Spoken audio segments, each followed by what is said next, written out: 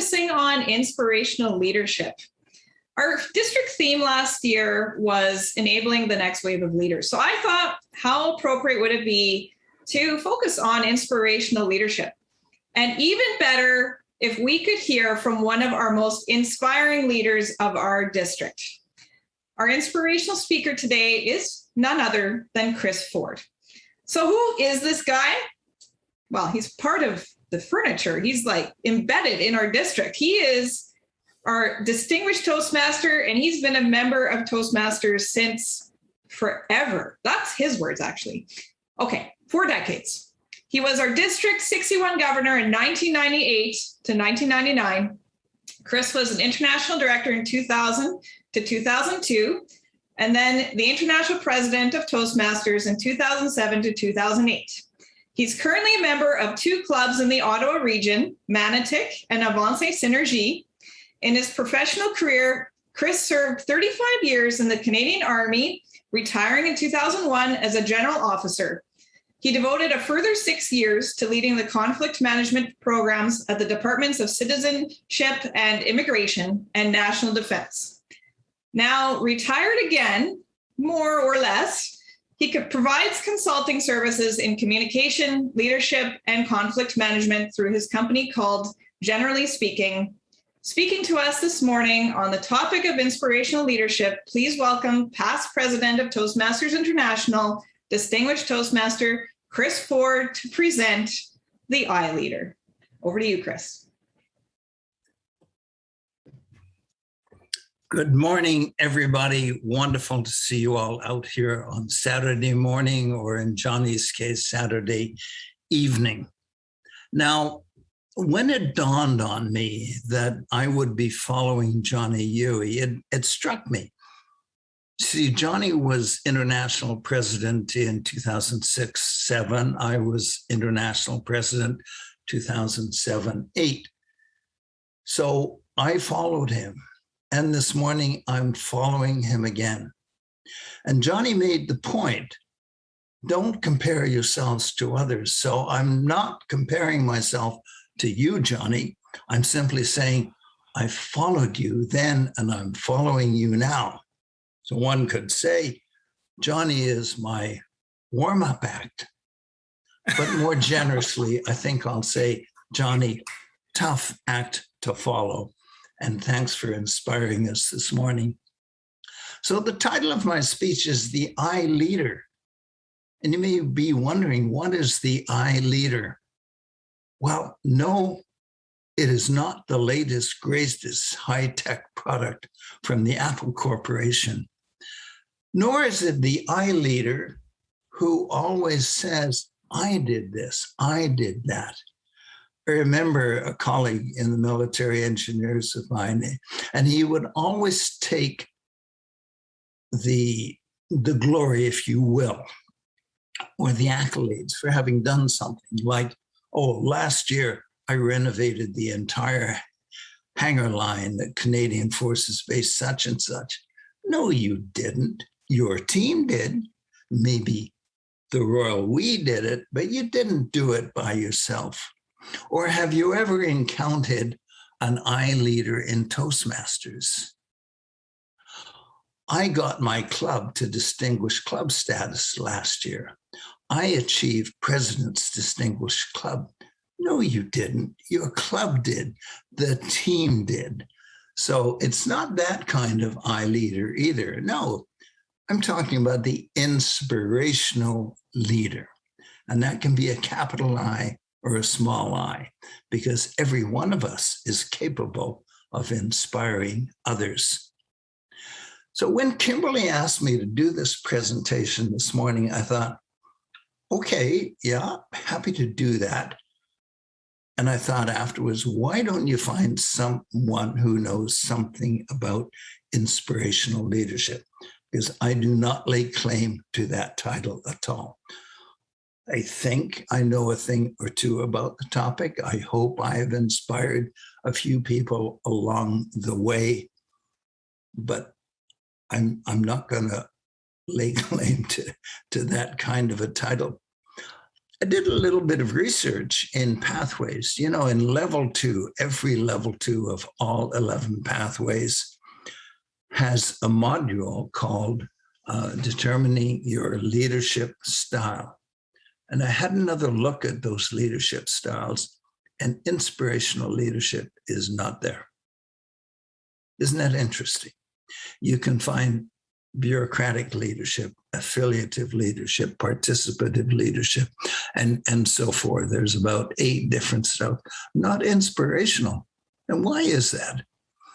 So note to self, here's an issue that I think I'll take up with the board of directors, because I think it should be in there.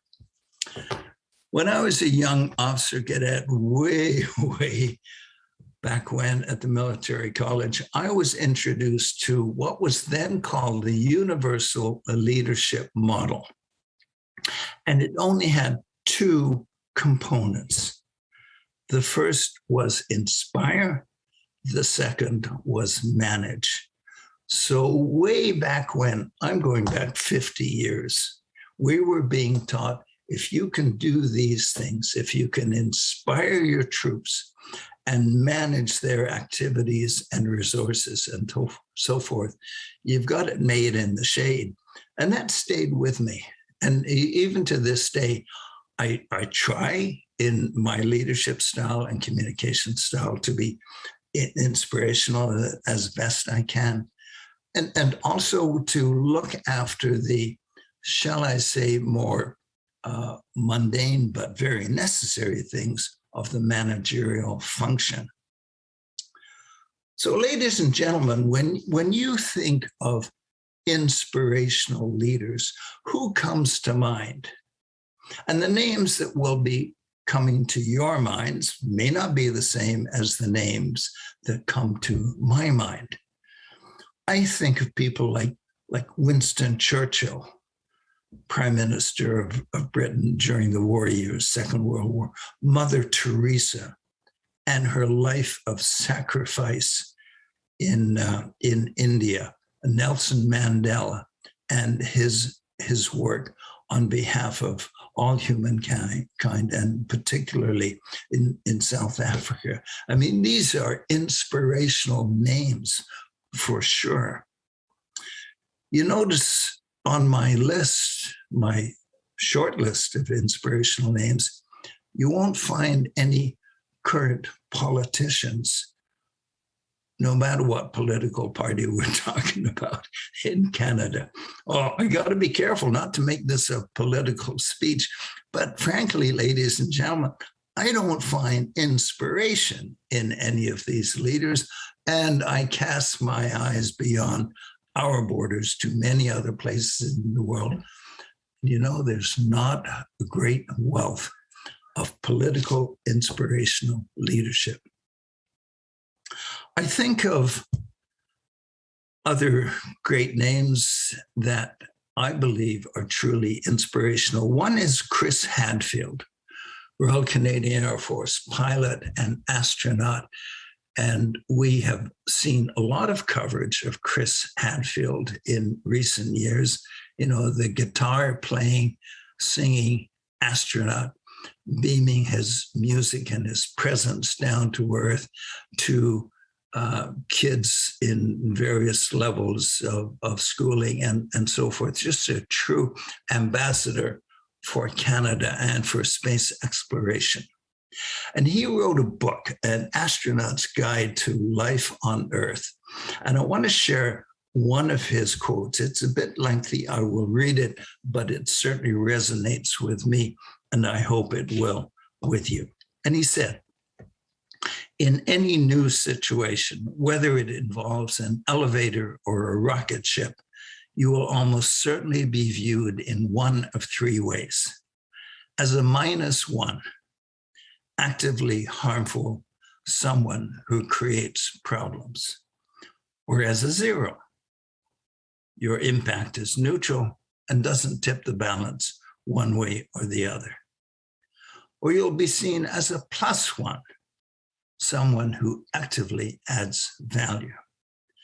Everyone wants to be a +1, of course, but proclaiming your plus oneness at the outset almost guarantees you'll be perceived as a minus one, regardless of the skills you bring to the table or how you actually perform them. It's a strong message. If we were to say, I'm an inspirational leader, I'm a motivational leader, I got the job done, I created a President's Distinguished Club. If we have to self-proclaim, and my belief is if you proclaim yourself to be an inspirational leader, you're probably not. I think of other very inspirational leaders. One that pops to mind, Lou Gehrig. You may have heard the name, you may recognize the name. There's a disease named after him, Lou Gehrig's disease, or ALS. And why does his name pop to mind?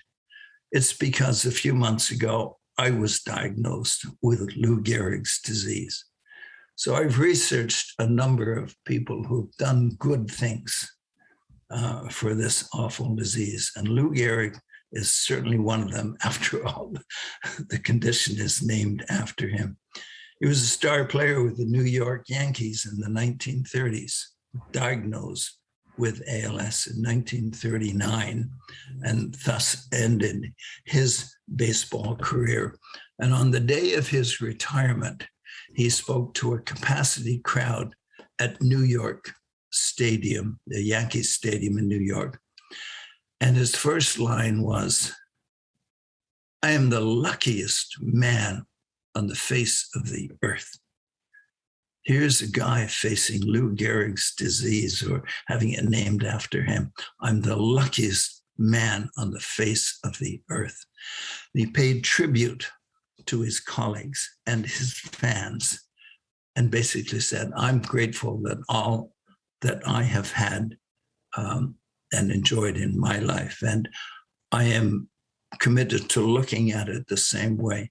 Yeah, it's a crappy diagnosis, but I'm grateful for the blessings and the opportunities that have come my way over so many years and hopefully will still come my way. I think of other leaders that I have known who have inspired me. Joe Jarzenbeck, past international director some 30 years ago. And he was a United States Air Force officer seconded to Ottawa and joined our district. And I got to know him quite well. And I remember a party at the end of the year celebrating achievements, just like we're doing today. And he tapped me on the shoulder, and I was then Lieutenant Governor marketing, otherwise known today as Club Growth Director. And he tapped me on the shoulder and he said, Chris, you can go all the way. I said, what do you can be the international president. This when I was Club Growth Director. And those few words inspired me, gave me hope, led me to believe in myself that I, with the help of a whole bunch of other people, could do it. That's inspirational leadership. I think of another Toastmaster I know well, Johnny Ewing, my predecessor as president, the simply amazing guy who amazed us this morning with his inspirational message. Thank you, Johnny, for your leadership and continuing on to inspire leaders that have come after you, both internationally and more locally. But we don't have to look too far to find inspirational leaderships, because we have them in our own district. And I know it's dangerous to name names for fear of excluding others, but I will. I'll take that risk. What's the worst that can happen? You'll fire me? You won't invite me back again? Okay. Yeah, two that come to the mind. Sylvain Offray and Sue Delati, these two people. Yeah, big shout out. Wave your hands, whatever. These two people inspire me, and I dare say many, many members in the district by what they do every day without fanfare, without glory, without hope of recognition. They do it in small ways and big ways. Sylvain Offray, you always know that he's in the room. He's got kind of a presence, but he supports all the members, all the people in that room in subtle and small ways. And he makes personal phone calls. Who does that? Well, Sylvain does that. And Sue Delati, past international director, past district governor a couple of times. Sue is ever present in this district. Tell me a year in the last, 50 years that she hasn't been on a district committee or a task force or team of some sort. She writes personal letters to me and to many of you, just saying, hey, thanks for that.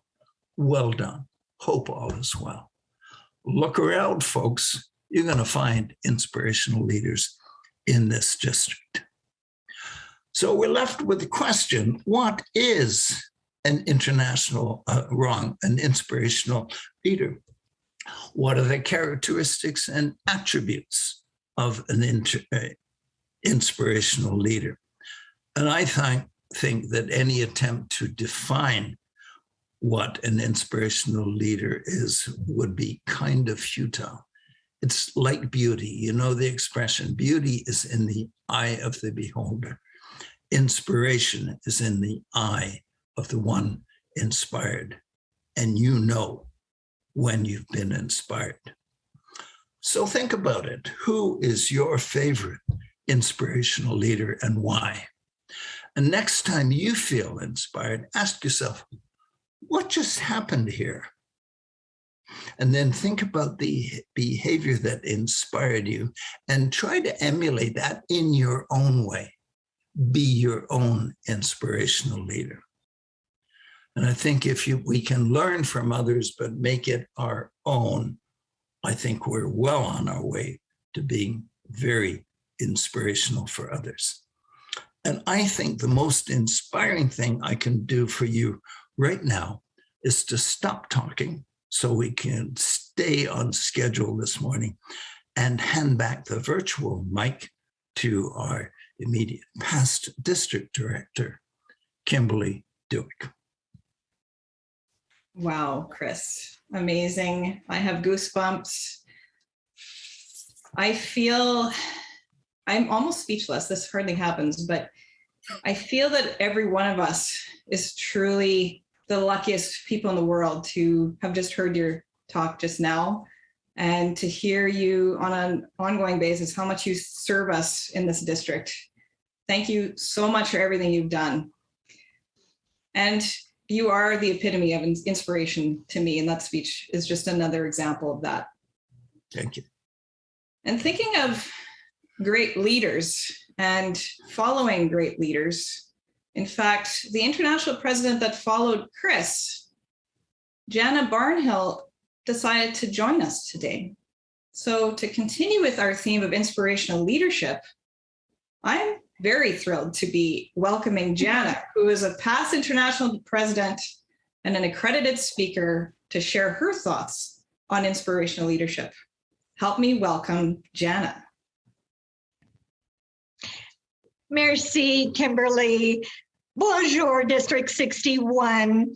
I always consider it such a treat to be able to join you, be it in person or virtually. And oh my goodness, today we have a trend going here. Chris followed Johnny as international president, and again today. I followed Chris as international president, and again today. So for me to have the opportunity to share this morning with the two of them, as well as all of you, makes it even more special. Thank you for the invitation. You know, when I think of inspirational leadership. You know, you could read every book and every quote that is available, but I believe that we don't truly grasp what it is to be an inspirational leader. We don't truly learn how to become an inspirational leader until we have witnessed it up close and personal. For example, just recently, I read that the challenge of leadership is to be strong, but not rude, to be kind, but not weak, and to be bold, but not a bully. So those words are easy to read, but what do they mean? What does it look like to demonstrate those characteristics? And those characteristics are challenging enough in good times, but you throw adversity into the mix, and every leader will face adversity. When you add adversity, displaying those characteristics is even more challenging. I am so thankful that I followed Chris Ford on our executive committee because Chris taught me. Chris showed me what it meant, what it looked like to be a leader who could be strong, but not rude, who could be kind, but not weak, and who could be bold, yet never a bully. We won't even talk about his 3 years leading up to his year as international president. Trust me, each one of those had plenty of challenges. But in Chris's international president's year alone, we had a major proposal, one of the largest this organization had seen in decades, that had to be postponed because it was not ready. We had a sitting international director who needed to be replaced. We hired a new executive director.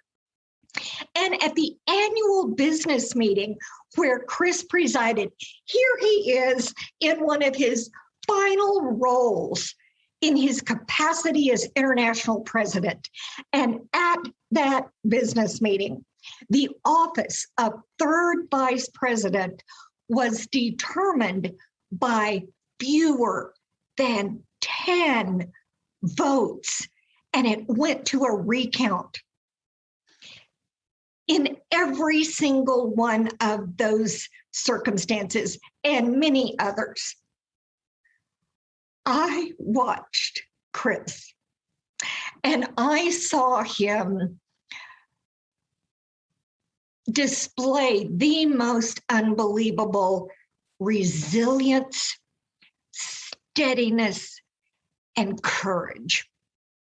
I saw him be so strong, yet at the same time show us the angst that he felt over some of the decisions that had to be made.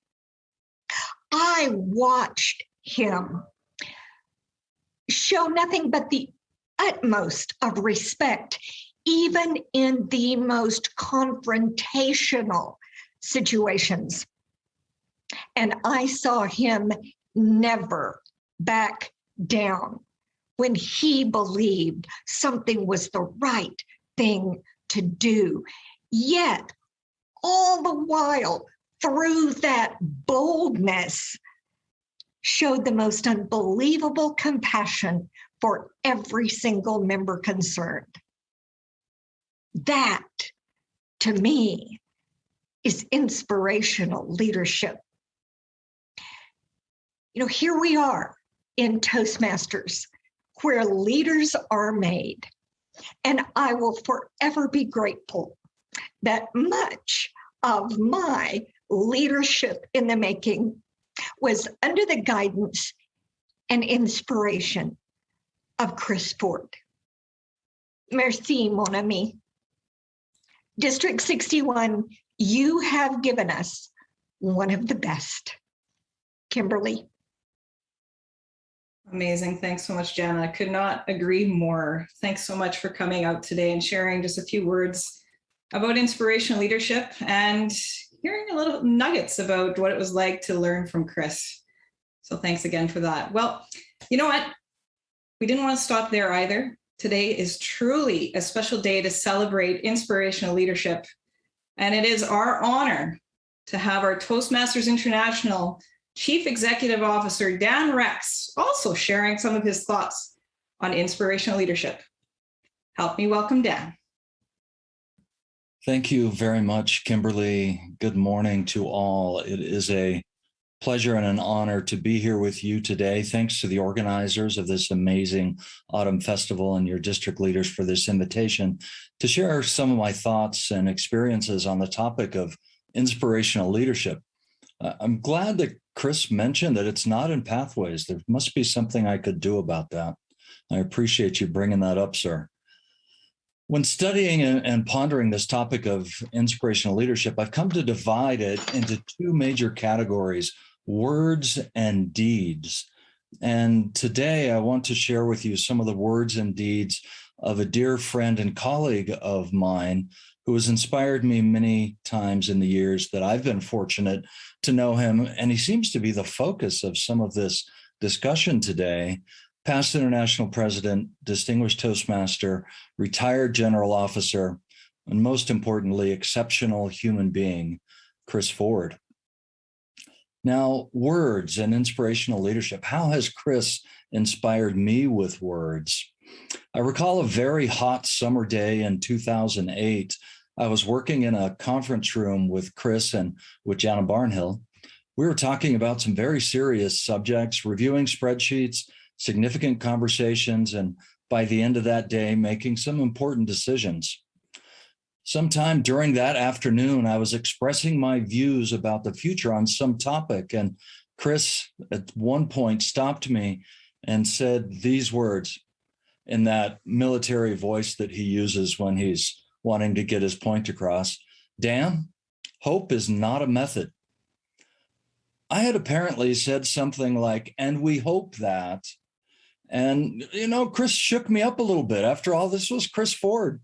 This is a man of substance and significance. But I was also inspired because in that moment, I learned two things at his feet. The first, hope won't get you anywhere. A plan will. And second, and perhaps most importantly, mentoring offered in a thoughtful and gentle way, even though it's a forceful topic, can inspire someone to do better and be better. Thank you, Chris, for that afternoon. Now, the origin of the phrase hope is not a method or hope is not a strategy is murky, but Chris was later driven by his conscience to tell me that it was not original to him and that he was paraphrasing someone else. That's also Chris. He's not going to take credit. He's going to duck it and let it go to someone else. How has Chris inspired me with action? Many, many ways and many, many times. It's been my privilege to watch him in action with individuals, with small groups, and with large groups. But one day is particularly resonant when it comes to inspirational leadership. Now, as we all know, most of us in this room have been leaders, and we know that along with the cool title comes a portable target that leaders carry with them. Now, this is a target that is honest, doesn't matter what clothes we're wearing. It has concentric rings on it and a bullseye in the middle. Leaders are natural targets for others. With leadership comes responsibility. With responsibility comes decisions. With decisions comes judgment. And not everyone is going to agree with your judgment. That's part of the job of being a leader. That's just part of the deal. I remember one day During a meeting, Chris had stepped out and had a conversation, which turned out to be a particularly difficult conversation with a stakeholder. This person did not agree with Chris's judgment. Now, Chris is highly intelligent, deeply perceptive, and quick-witted. This means that he wins almost all verbal disagreements because he will beat you to the point and dance around you intellectually. Now, I don't know that Carol is here today, but that's a different equation. I'm sure that it doesn't work that way with Carol. But back to the conversation in question, when Chris came back into the room, it was clear that it did not go well. This stakeholder persisted and insisted on verbally haranguing Chris for some time. And when he returned to this small group, this safe space, he was clearly upset. He shared a few words with us, recounted a bit of the conversation, but most significantly, he showed a significant amount of emotion and personal upset. I was inspired by Chris that day. It was years ago, and I'll never forget it. I learned that leaders are people too, that inspirational leaders have emotions and doubts, have the need for comfort and the need for support. Sometimes the armor comes off for a while, and sometimes we need to help them put that armor back on.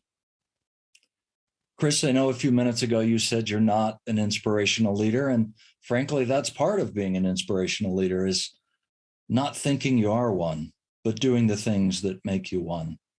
Thank you for inspiring me throughout these years, and my fellow leaders, fellow Toastmasters, words and deeds. Chris Ford, you continue to inspire all of us. Thank you. Kimberly, back to you. Thanks so much, Dan. Great words there, and love it. Leadership comes with responsibility, and it's so great to hear so much about Chris and the things that he's gone through, and just hearing some insights today. It's been truly inspiring hearing about that. And thank you both, Dan and Jana, for helping us out and joining us today for this special segment on inspirational leadership. And there is a point to all this. Today, I am honored to announce a new award for District 61 called the Chris Ford Inspirational Leadership Award. This award will be presented annually to leaders who continually serve our district tirelessly, who support our district leaders to achieve growth, and who demonstrate our core values: respect, integrity, service, and excellence on a consistent basis. Naming this Inspirational Leadership Award after our most inspiring servant leader, Chris Ford, just makes sense. He has helped me personally in so many ways, and his guidance to the district over the years has been truly remarkable. He leads with grace, professionalism, and really my favorite is his humor. He teaches all of us through his amazing talks, mentoring calls, notes of support, and so many other ways. And I am also so pleased to announce that the winner of this inaugural district award is Chris Ford. And Chris, we have a little, somebody is waiting for you actually in your house. So you may want to go check that out because there's a little more surprise to the surprise. Who's here?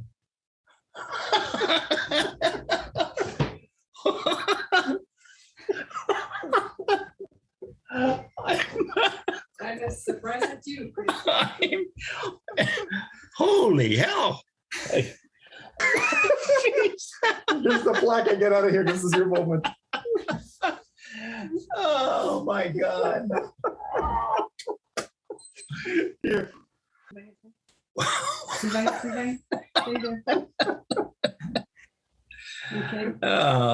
Look,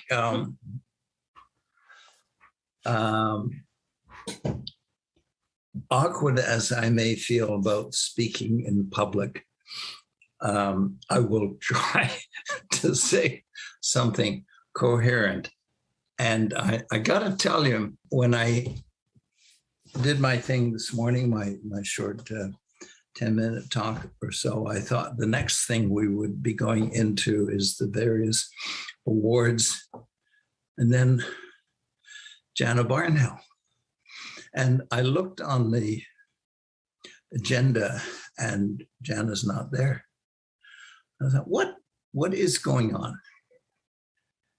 And knowing that Jana often pops up at district events, I thought, well, we are well and truly blessed to have Jana's presence here. And it was just yesterday that she and I were emailing each other about connecting sometime soon. Little did I know that this is what you had in mind, Jana. And then Jana followed by Dan. Wow, quelle surprise. You know, Dan is our CEO and runs the world headquarters admirably, but it's Saturday. It's a day off, isn't it, Mr. CEO? Oh, wait, that wasn't in the contract. Never a day off for the CEO. Thank you so much, Dan, for your kind words and your anecdotes. And yeah, I remember those times well. It was, that saying comes to mind. It was the best of times and sometimes, frankly, the worst of times. So there's a message to all you leaders out there. It's not always an awesome, pleasant, what's the word I'm looking for? There are rocks in the road, and you can let the rocks trip you up, or you can go around them, over them, pull them out of the way, and continue down the road. I am deeply touched by this wonderful plaque, and there will be so many worthy recipients of this plaque over the years. And so thanks for that.